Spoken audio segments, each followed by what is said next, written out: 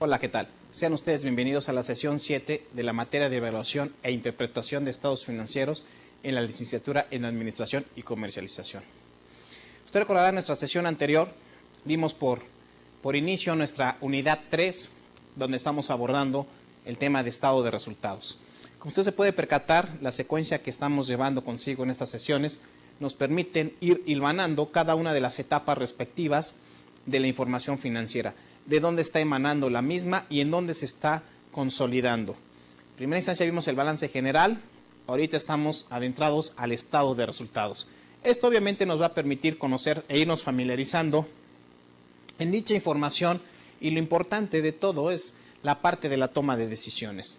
El estar en un momento dado congeniando o el estarnos familiarizando con cada uno de estos estados financieros va a ser de vital importancia para usted en el momento que esté realizando el análisis y el diagnóstico respectivo de la empresa. Cuando tenga los estados financieros en la mano, pueda tener esa facilidad de poder decir y emitir un juicio profesional con respecto a la información que se está emitiendo en ese momento, ¿sí? Esta es la sesión 7, seguiremos abordando nuestro tema de unidad, que es el estado de resultados, o también como lo conocimos como el estado de pérdidas y ganancias, ya sea que tengamos ganancias al respecto, las utilidades, o bien las pérdidas respectivamente durante un determinado lapso que conlleve. Los objetivos. El objetivo va a ser, al finalizar el tema, el alumno comprenderá la función que tiene el estado de resultados como un estado financiero emitido por una empresa. Los objetivos específicos. Al finalizar la sesión, el alumno habrá aprendido la importancia que tienen los ingresos, gastos y costos a los que se ve incurrido la empresa en su operación diaria. Asimismo, conocerá las diferencias que existe entre utilidad contable y económica. Van a ser dos definiciones que van a marcar diferencia en cada una de ellas, ya que la utilidad económica va a abarcar algunos temas adicionales en comparación a la utilidad contable, y más adelante se lo estaré comentando. Por lo tanto, obviamente, debemos de reconocerlos como ingresos, los incrementos de activos derivados, obviamente, de la disminución de otros activos, ¿sí? Los ingresos obviamente van a estar considerados bajo de estos preámbulos. El inciso B, obviamente, el aumento de pasivos. En el inciso C, el aumento del capital contable como consecuencia de movimientos de propietarios de la entidad. Y asimismo, no deben reconocerse como ingresos los decrementos de pasivos derivados de la disminución de activos, el aumento de otros pasivos y también el aumento del capital contable como consecuencia de movimientos de propietarios de la entidad. Hay una cierta regla. Hace un momento dado, en la sesión anterior, le comentaba acerca de cómo los ingresos tienen que estar reconocidos durante como se hayan devengado en un momento dado, ¿sí? Obviamente, con estos dos apartados podemos darnos cuenta que obviamente cuándo se deben de reconocer los mismos ingresos. Como lo vimos en primera instancia, la disminución de otros activos obviamente no deben reconocerse como ingreso. Que tampoco no se pueden reconocer como ingresos los decrementos en los pasivos, que han sido derivados por una disminución de activos. Usted se puede percatar que los ingresos netamente van a estar identificados en el momento de que se esté realizando la venta respectivamente, ¿sí? En el momento que se realice la venta, en esa parte, la empresa va a poder identificar el ingreso que está entrando de contado de manera inmediata y el posible ingreso que pueda tener en un futuro no muy lejano, dependiendo de su política de crédito. Los tipos de ingresos. ¿Cuáles son los tipos de ingresos? Bueno, atendiendo a su naturaleza, los ingresos de una entidad se clasifican en ordinarios y no ordinarios. Cuando hablamos de ingresos ordinarios, nos referimos a que se derivan de transacciones, transformaciones internas y otros eventos usuales, es decir, propios del giro de la entidad, ya sean frecuentes o no. Fíjese bien, cuando hablamos de los ingresos ordinarios, se están dando de manera paulatina, ¿sí? Por eso es que dice, se derivan de transacciones o bien transformaciones internas u otros eventos usuales, es decir, propios del giro de la entidad. Si en algún momento dado la empresa está vendiendo pantalones, obviamente su ingreso va a ser por la venta de los pantalones, ¿verdad? Cuando lo esté vendiendo al cliente, el cliente le pague por el concepto del precio y la cantidad que esté comprando el mismo, en ese momento se está volviendo parte ordinaria de la empresa, parte de la actividad, ¿sí? Entonces es por ello que se está conociendo dos tipos de ingreso, este que va conforme a la actividad y el no ordinario, que se define de la siguiente forma, que se derivan de transacciones, transformaciones internas o eventos inusuales, es decir, que no son propios del giro de la entidad, ya sean frecuentes o no. Por ejemplo, si en algún momento estamos hablando del tema de que esta empresa esté elaborando pantalones, dentro del proceso productivo, estoy seguro que va a existir desperdicio al respecto, ¿sí? Pequeños tramos de tela que en un momento no pueda ocupar la empresa para efectos de seguir la producción. En ese momento, la empresa puede vender esta parte de desperdicio a otra entidad que sí le va a ser útil. Le va a ser útil para hacer otro producto u otro bien que vaya a satisfacer al mercado. En ese momento, la empresa está captando esa parte de ingreso, pero no es común dentro del proceso productivo, la actividad o el giro, porque obviamente el giro de la empresa no es vender el desperdicio, sino vender pantalones ya confeccionados, ya fabricados. Entonces, bajo esa situación, tenemos la parte de ordinarios y no ordinarios, ¿sí? Cuando esté vendiendo desperdicio, la empresa obviamente no va a ser de manera cotidiana, va a ser de manera esporádica. Cuando observe que ya los niveles de desperdicio están muy altos, entonces ahora sí va a darse la tarea de buscar a alguien quien se los pueda comprar, ¿no? Y que puedan ser de utilidad para en un futuro. Ahora bien, consideraciones adicionales al respecto. Dice, en caso de una parte o la totalidad de una contraprestación pactada se reciba de manera anticipada a la devengación del ingreso relativo, dicho anticipo debe reconocerse como pasivo, ¿sí? Siempre que cumpla cabalmente con la definición de este. Mire, vamos a analizar un poquito la definición para que no nos quede confusión alguna.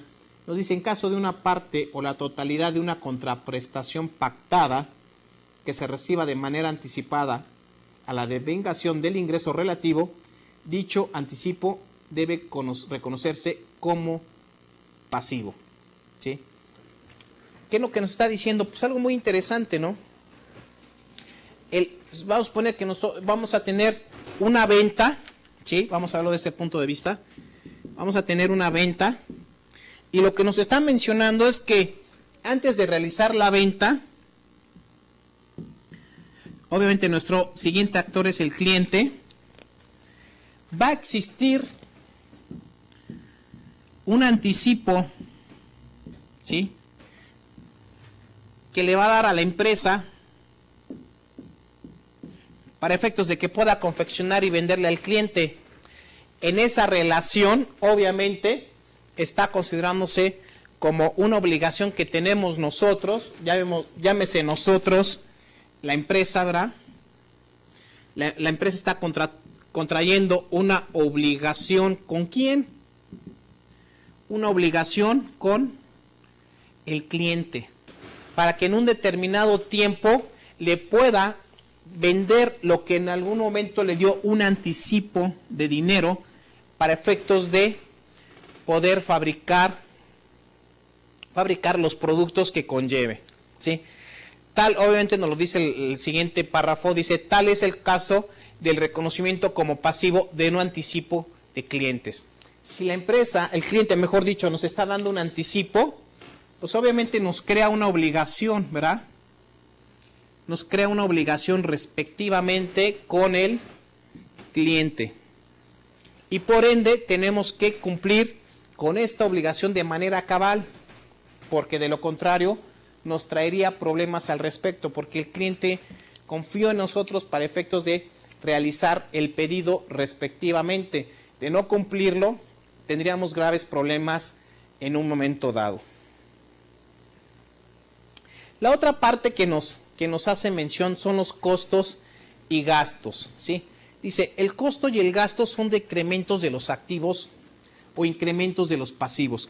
Aquí vamos a ver la parte estratégica, es decir, la parte ¿qué tanta participación o qué función tienen los costos y gastos? ¿Sí? ¿Para qué sirven? ¿Qué podemos hacer al respecto? Y es por eso que nos dice, el costo y el gasto son decrementos de los activos o incrementos de los pasivos. ¿Por qué?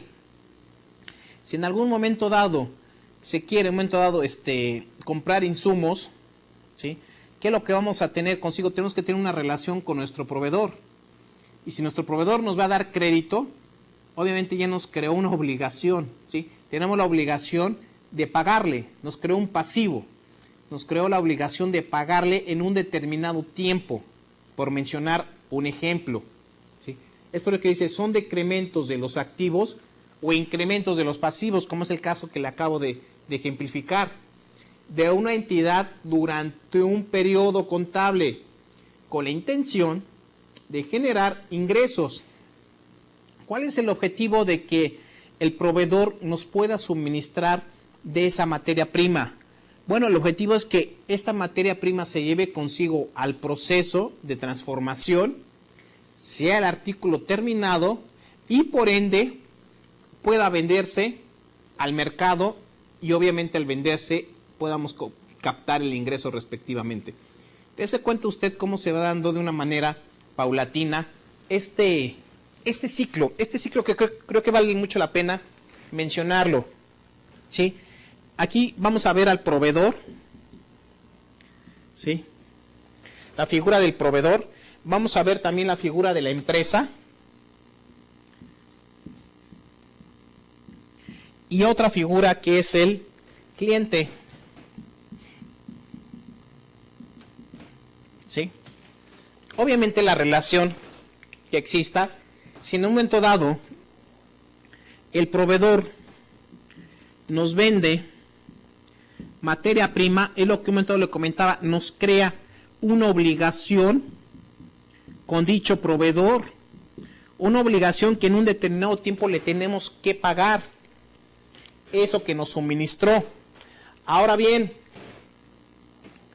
tenemos la parte del cliente, ¿sí? Nosotros le vendemos al cliente un producto terminado, ¿sí? Es decir, un bien. A su vez, el cliente le originamos una obligación. ¿Cuál va a ser esa obligación? La obligación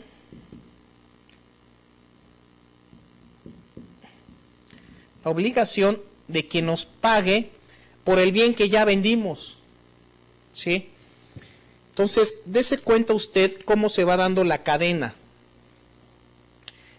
La primera persona está haciendo en esta parte cómo la empresa interactúa con el proveedor y el cliente, ¿sí? Es por ello que existe una relación de costos y gastos al respecto. Aquí vemos la parte de ingreso, creo que nos queda más que claro, ¿verdad? El ingreso para el proveedor y el ingreso para la empresa. Y para nosotros como empresa también nos crea un escenario de costos y gastos, ¿sí? Costos y gastos que debemos de incurrir para satisfacer las necesidades que se vayan dando paulatinamente dentro de la organización. Es por eso que nos dice que el costo y el gasto son decrementos de los activos, ¿sí? Son decrementos de los activos o incrementos de los pasivos de una entidad durante un periodo contable, con la intención de generar ingresos, ¿sí? Usted se dio cuenta cómo está la relación de costos, gastos y la relación con los ingresos, con un impacto desfavorable en la utilidad o pérdida neta. Claro, porque si en un momento dado nuestros costos y gastos están por encima de los ingresos, vamos a tener pérdidas respectivamente, ¿sí? Estamos gastando más de lo que percibimos. Tenemos que tener mucho cuidado bajo esta situación. Tener mucho cuidado en qué gastamos lo que en un momento dado ya percibimos. Si gastamos más es porque en algún momento ya solicitamos algún financiamiento y eso nos va a ocasionar un costo, ¿sí? Recuerde usted, lo importante, todas las empresas comúnmente solicitan financiamiento y no es malo, lo malo es no pagarlo. Entonces, bajo esas circunstancias, obviamente el financiamiento le va a dar o le va a ayudar a la empresa a tener más oxígeno, para tener una mejor respiración. Pero obviamente tiene la necesidad y la obligación de hacerle frente a ese pasivo que ya contrajo, ¿sí? Ahí estamos hablando de gastos financieros, porque hay que cubrir en primera instancia los intereses y en segunda instancia el dinero que nos solicitaron. ¿Por qué? Porque ese dinero no es gratis, ese dinero nos lo van a tener que cobrar en un momento dado. Ahora bien, o en su caso, en el cambio neto del patrimonio contable y como consecuencia en su capital ganado o patrimonio contable respectivamente. ¿Por qué va a tener un impacto en el capital ganado, en el capital contable? En primera instancia, y usted recordará que cuando veíamos las cuentas de pasivo, mencionábamos dentro del capital contable las cuentas de los resultados de ejercicios anteriores o bien el resultado del ejercicio, sea las utilidades o pérdidas. Ahí van a estar registradas las pérdidas o bien las utilidades de los ejercicios anteriores y del ejercicio respectivo. Ahí tenemos un impacto en el capital contable. Y en el capital ganado, porque si en un momento dado tenemos pérdidas, pues obviamente los accionistas tienen que salir un poquito al rescate al respecto, ¿no? Tienen que salir para poder sufragar y que sobreviva la empresa en los momentos difíciles que le está quejando en ese momento. Los costos y gastos son de vital importancia poderlos identificar, poder saber. Yo le invito cuando un momento dado usted esté realizando este tipo de análisis, a hacer lo más minucioso posible dicho análisis para efectos de identificar en dónde puede hacer los cambios respectivos de los costos y los gastos que pueda tener la organización. Porque de no ser así, de no tenerlos en un momento dado identificados, difícilmente vamos a poder tener las utilidades que estamos esperando en cada uno de los periodos. Es por ello que le invito en serio a que identifique estas erogaciones de dinero, ¿sí? Estos gastos y que sean lo mejor controlados posibles. Ahí va a ser la primera estrategia clave para que la organización pueda competir en el mercado.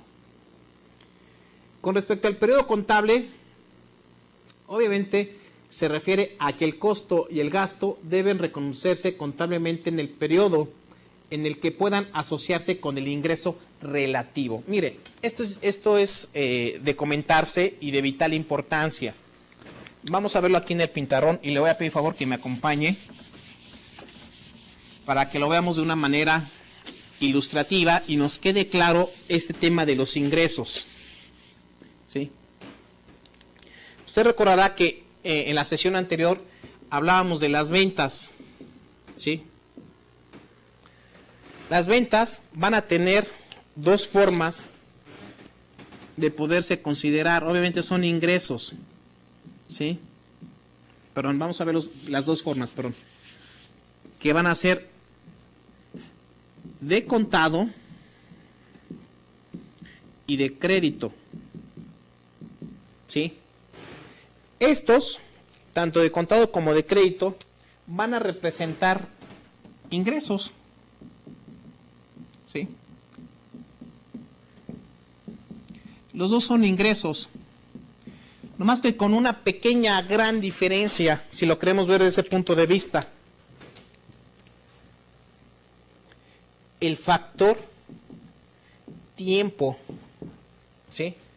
¿Por qué? Porque los ingresos de contado se están representando de manera inmediata.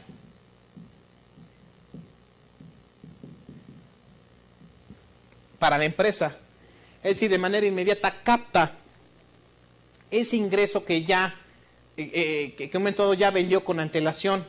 Y cuando hablamos de crédito, esto va a ser en un determinado, depende de la política de crédito, ¿sí?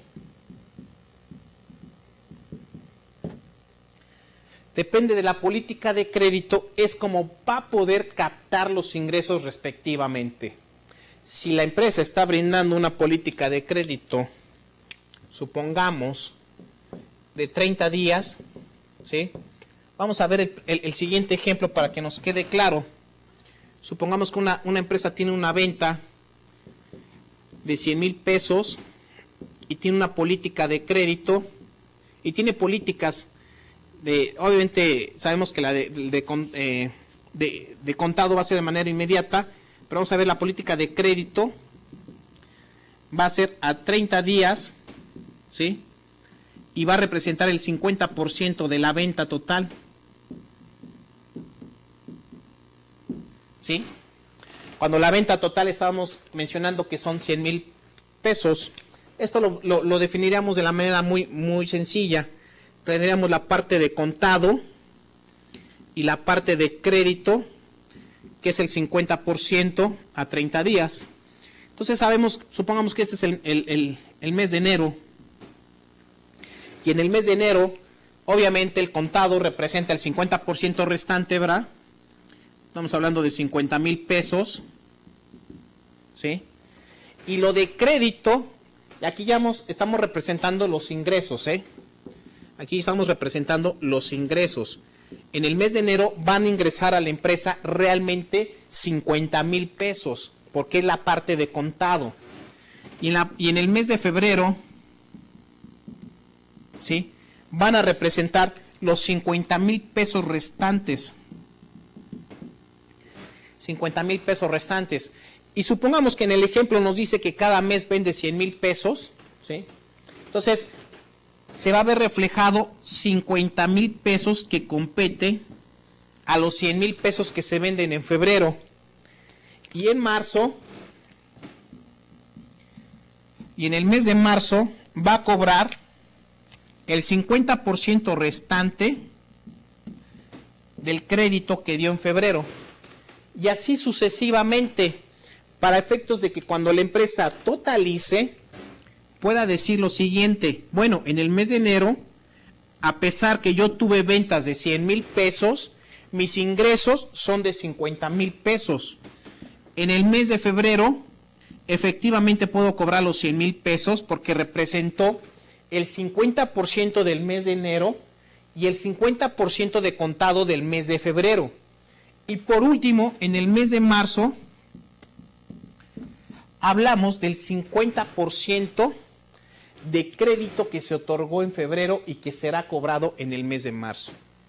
Esto obviamente representa el ingreso, ¿sí? El ingreso total de cada mes. Aquí es donde la empresa puede considerar en cada mes cuánto está representando sus ingresos. ¿Por qué estoy realizando este ejemplo? Porque no quiero que usted se confunda en el sentido de decir, bueno, yo tengo ventas de 100,000 pesos, ¿sí? Y usted puede interpretar, tengo ventas, aquí hacemos una división, para no confundirnos con lo que acabamos de anotar. Tengo ventas de 100,000 pesos cada mes. Y por ende, representa que cada mes voy a estar cobrando los 100,000 pesos, ¿no? Es decir, cada mes mis ingresos van a ser de 100,000 pesos. Este ejemplo va a quedar bien si es que usted, ¿sí? Si es que su empresa no brinda crédito, ¿sí? Es decir, cobra todo de contado. En ese momento sí existe, sí cabe la prudencia de que en este ejemplo lo que vendo es lo que ingresa a al bolsillo de la empresa, ¿sí? Vendo 100,000 pesos, están entrando 100,000 pesos. Pero si existe una política de crédito que lo hace ser ya diferente, Si existe una política de crédito donde observamos que el 50% se cobra en el mes en curso y el 50% se cobra 30 días después, entonces ahí sí ya tenemos una variación al respecto, y esa variación puede causar problemas en lo que siempre le he mencionado a usted. Este tipo de variaciones, si no se toman en consideración, obviamente va a haber problemas en la toma de decisiones. ¿Dónde puede impactar esto en la toma de decisión de la empresa? Mire, si usted está pronosticando tener 100,000 pesos cada mes, que ya nos dimos cuenta que es erróneo, usted puede decir, bueno, yo puedo gastar no más de 100,000 pesos, porque sé que voy a tener 100,000 pesos en la bolsa. Entonces, por ende, puedo tener costos y gastos que no rebasen esta cantidad. Pero cuidado, porque si usted no se percata de esta política que se implementó dentro de la organización, obviamente usted, supongamos que sus costos y gastos van a ser de 80,000 pesos y usted tan solo le entran 50,000 pesos, ya tiene por ahí una pérdida, ¿no?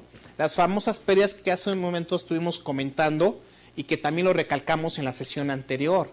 Esas pérdidas van a tener una importancia recalcable dentro de la organización. ¿Por qué? Porque la manera de poder cubrir estas pérdidas van a ser, obviamente, el solicitar dinero por parte de un financiamiento, ¿sí? Y por parte del financiamiento nos empieza a costar el dinero. ¿Por qué nos empieza a costar? Porque es un dinero al cual tenemos que pagar intereses y es un dinero caro, ¿sí? Entonces, por ello que cuando hablamos del periodo contable, se refiere a que el costo y el gasto deben reconocerse contablemente en el periodo en el que puedan asociarse con el ingreso relativo. Y obviamente el impacto desfavorable, es que el reconocimiento de un costo y un gasto debe hacerse solo cuando el movimiento de activos y pasivos impacte desfavorablemente al capital ganado o patrimonio contable de una entidad a través de la utilidad, ¿sí? Ese es algo que de cierta forma se debe de tomar en cuenta cuando se hace el reconocimiento del costo y gasto, porque va a representar los movimientos obviamente de los activos y pasivos, obviamente de manera desfavorable al capital ganado, porque al no tener estos costos y gastos controlados, tenemos que echar mano de alguien más, ¿sí? Ese alguien más va a representar el capital ganado de la misma organización. Por lo tanto, no deben reconocerse como costo o gasto. Aquí fíjese, aquí vienen las reglas del costo y gasto. Acuérdense que en las primeras diapositivas veíamos el tema de los ingresos. Ahora vamos a ver el tema de los costos y gastos. Y nos dice, por lo tanto, no deben reconocerse como costo o gasto los decrementos de activos derivados, ¿sí? Repito, los decrementos de activos derivados de, inciso A, el aumento de otros activos. Inciso B, la disminución de pasivos. Y por último, el inciso C, la disminución del capital contable como consecuencia de movimientos de propietarios de la entidad, ¿sí? Ahí hay 3 apartados por los cuales no se deben reconocer como costo o gasto respectivamente.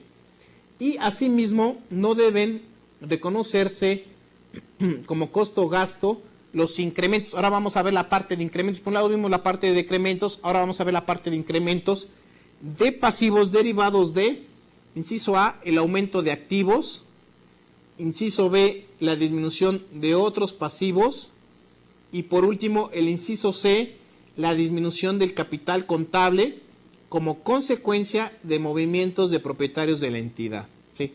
Aquí viene la parte de no reconocerse como incrementos de pasivos, mientras que la otra parte veamos decrementos de los activos.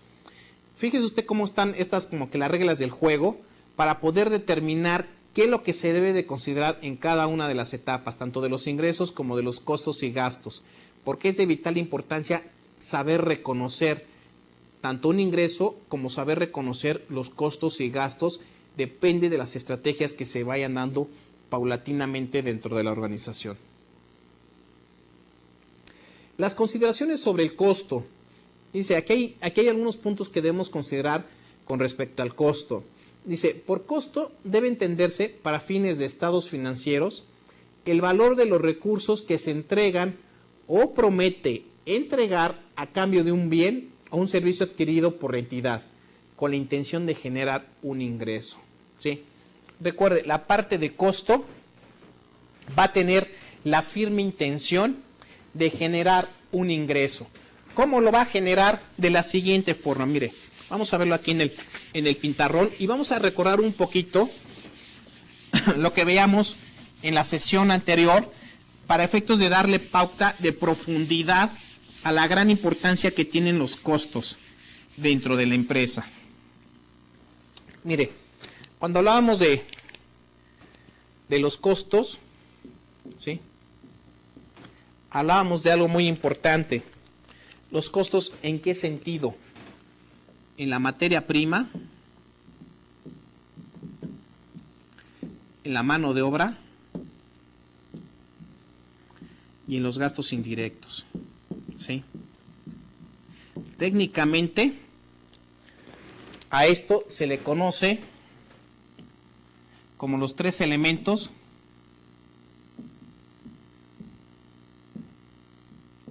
del costo. ¿Sí? Los tres elementos del costo: materia prima, mano de obra y gastos indirectos. Materia prima, obviamente, lo comentamos, es el tema de la recabación de insumos, la captación de insumos. La mano de obra, obviamente, la gente calificada que va a estar en el proceso productivo para poder hacer la transformación respectiva. Y los gastos indirectos, que van a ser parte de este proceso que conlleva.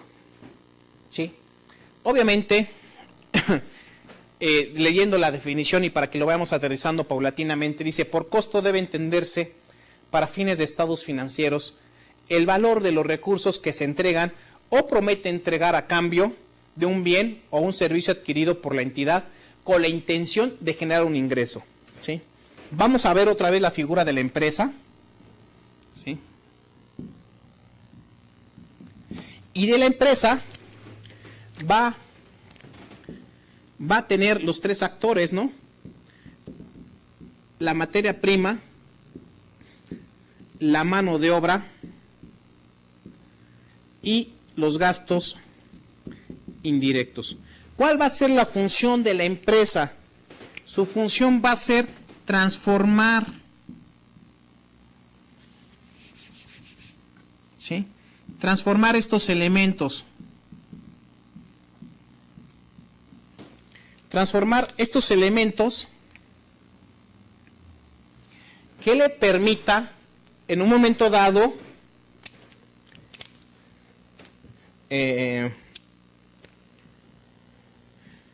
emitir o dar por hecho un producto terminado. ¿Sí? Un producto terminado, es decir, un bien. ¿Con qué objetivo? Para poder satisfacer a un mercado. ¿Sí? El mercado, obviamente, le va a retribuir a la empresa de recursos.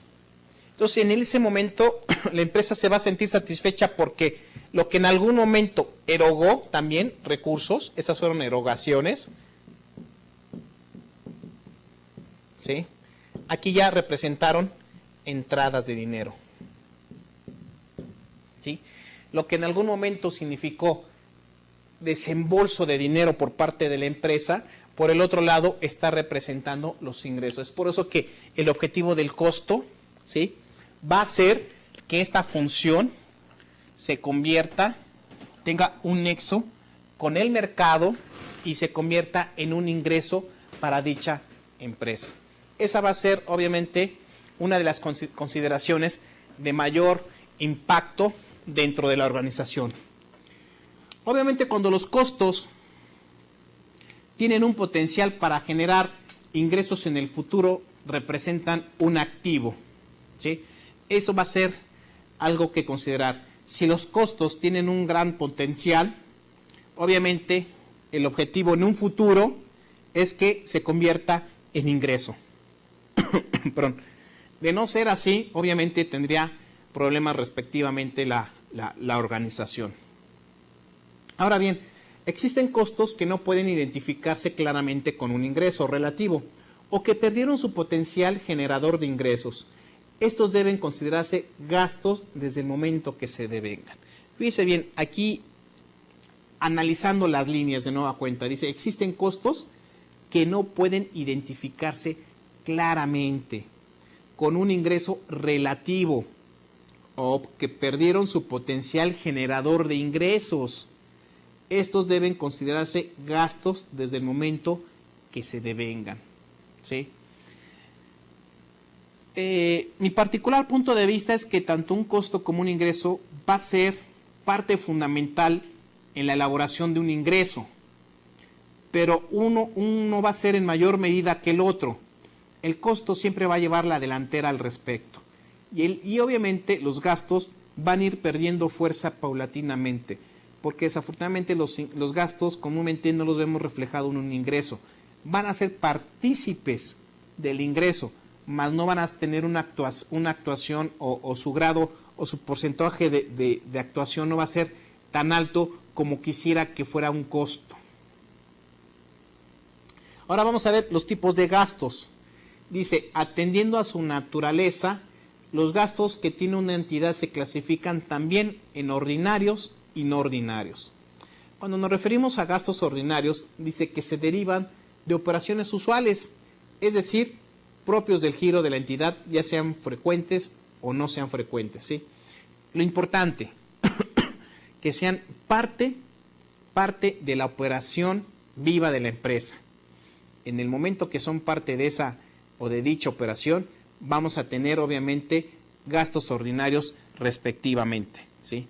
Eso va a permitir a la empresa ir considerando la gran diferencia cuando estamos hablando de gastos no ordinarios, ya que estos gastos no ordinarios se derivan de operaciones y eventos inusuales, es decir, que no son propios del giro de la entidad, ya sean frecuentes o no, ¿sí? Son realmente inusuales, no son cotidianos y por ende lleva consigo la parte o la característica fundamental con los gastos ordinarios. Aquí en esta parte de este tipo de gastos, pues vemos comúnmente algunas erogaciones que haga la empresa en el aspecto de que no los pueda ver de nueva cuenta resaltados, ¿no? Algunos gastos imprevistos, gastos que no estuvieron presupuestados y que de cierta forma tienen que cubrirse para efectos de llevar consigo la operación diaria, cotidianamente de la organización. Algunas consideraciones adicionales al respecto.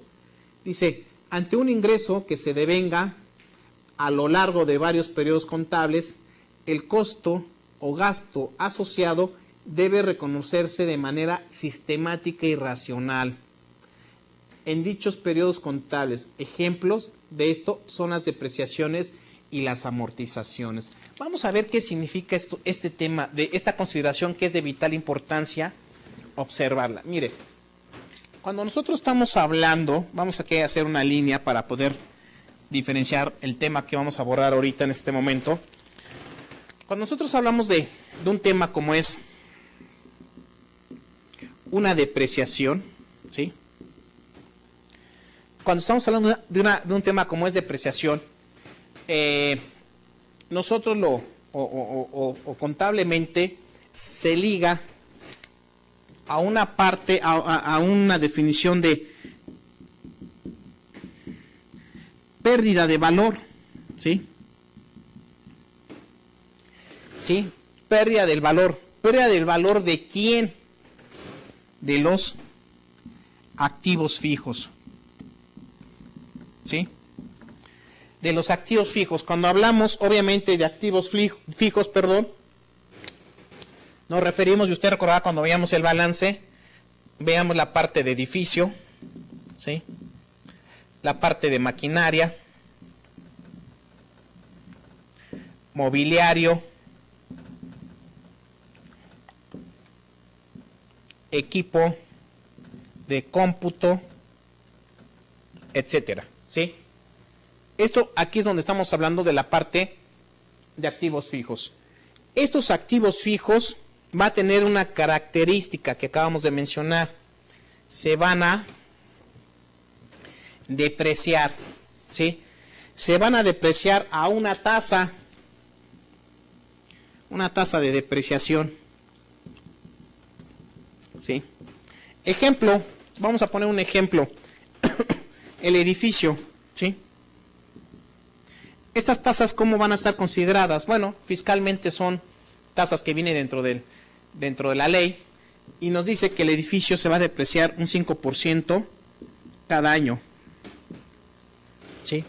Si cada año se va a estar depreciando el edificio, para que llegue al 100%, ¿sí? ¿Cuántos años tienen que transcurrir? Pues 20 años, ¿no? 20 años tienen que transcurrir para efectos de que el edificio se haya depreciado al 100%. El objetivo de la depreciación, ¿sí? El objetivo de la depreciación es que se pueda renovar el activo depreciado, ¿sí? Se pueda renovar el activo depreciado. ¿Cuándo se va a renovar ese activo depreciado? Cuando se haya terminado de depreciar en el tiempo, ¿sí? Cuando se haya terminado de depreciar en el tiempo, en ese momento se va a poder hacer la renovación, ¿sí? Es por ello que nos dice, dentro de las consideraciones adicionales, dice, ante un ingreso que se devenga a lo largo de varios periodos contables, ¿sí? En el caso que pusimos del edificio, aquí estamos, varios periodos contables, aquí van a pasar, si hacemos un periodo contable anual, van a pasar 20 años, ¿sí? El costo o gasto asociado debe reconocerse de manera sistemática y racional en dichos periodos contables. Ejemplo de esto son las depreciaciones y las amortizaciones, como lo acabamos de ver en el ejemplo en el pizarrón, ¿sí? Utilidad o pérdida neta. Dice lo siguiente, la utilidad neta es el valor residual de los ingresos de una entidad lucrativa, después de haber disminuido sus gastos relativos, siempre que estos últimos sean menores a dichos ingresos durante un periodo contable, ¿sí? Esto lo habíamos visto ya con el estado de resultados. Obviamente la utilidad va a estar en base a la superioridad que haya entre los ingresos y los costos y gastos respectivamente de una empresa. En ese momento vamos a tener utilidad para dicha organización. De lo contrario, vemos la contraparte, la parte de la pérdida, ¿sí? En caso contrario, es decir, cuando los gastos sean superiores a los ingresos, la resultante es una pérdida neta, lo que le acabo de hacer mención hace un momento. Entonces, aquí, obviamente, la relación que exista entre la utilidad y la pérdida neta va a estar en la eficacia y eficiencia que haya entre los costos y los gastos de un periodo contable de la organización, ¿sí? Repito, lo más correcto es que estos ingresos estén por encima de los costos y gastos. ¿Cuál va a ser la estrategia? Bueno, lo que hace un momento le comentaba, saber identificar cada uno de estos gastos y costos que está dándose paulatinamente en la organización, identificarlos, ¿sí? Tenerlos muy alerta y poder ir haciendo una reducción respectivamente, para efectos de poder generar utilidad en el negocio. De lo contrario, nos estaremos enfrentando a las pérdidas que vaya teniendo en cada uno de los periodos contables la organización. Consideraciones adicionales. El valor residual de los ingresos. Y dice lo siguiente, la utilidad o pérdida neta es consecuencia de un enfrentamiento entre los ingresos devengados y sus costos y gastos relativos, conocidos en el estado de resultados, ¿sí? va a haber una confrontación, pero a muerte, pues si lo queremos ver desde este punto de vista, entre los ingresos y los costos y gastos de la entidad. Cuando se obtiene el ingreso asociado a un activo, su costo relativo se convierte en gasto, llamado también como costo expirado. Sin embargo, al reconocerlo en alguna norma particular, forma parte de las otras partidas integrales. El periodo contable obviamente se refiere al lapso convencional en que se subdivide la vida de la entidad a fin de determinar en forma periódica, en otras cuestiones, el resultado de sus operaciones. ¿Sí? Ahora bien, vamos a ver las diferencias entre la utilidad contable y económica. ¿Qué es la utilidad contable? Muy bien, dice, como bien lo comentamos en diapositivas anteriores, la utilidad contable va a ser el resultado de aminorar los ingresos totales al total de los costos y gastos que haya erogado una empresa. Aunado a los impuestos correspondientes, comúnmente se le conoce como utilidad neta del ejercicio. Ahí está la definición de la utilidad contable. Ahora bien, ¿qué es la utilidad económica? Dice, esta utilidad parte del principio señalado que lo que determina el precio de la acción es el valor de los flujos disponibles para el accionista una vez descontados los costos y gastos, impuestos, gastos financieros y un agregado ignorado hasta ahora por la utilidad contable, que es el costo de oportunidad o el costo de capital de los accionistas. Además, es la utilidad adicional a la que el inversionista hubiese generado una alternativa de riesgo similar. Sí, la utilidad contable va a tener un valor importante, un costo, el costo de los accionistas, lo que nos va a costar en un momento dado que los accionistas aporten un dinero hacia la empresa. El dinero nadie lo regala, por ende tiene un costo que tenemos que verlo reflejado y que va a ser retribuido en un determinado tiempo. La diferencia importante, por ende, después de haber definido ambos conceptos, podemos percatarnos que la gran e importante diferencia, es el costo de oportunidad, es decir, el costo del accionista. Este costo es una utilidad para el accionista, en donde se demuestra que fue la mejor alternativa por invertir en dicha empresa. Cabe resaltar que la utilidad contable no muestra este tipo de costo y tan solo se apega a los ingresos, costos y gastos que percibió y erogó la empresa respectivamente.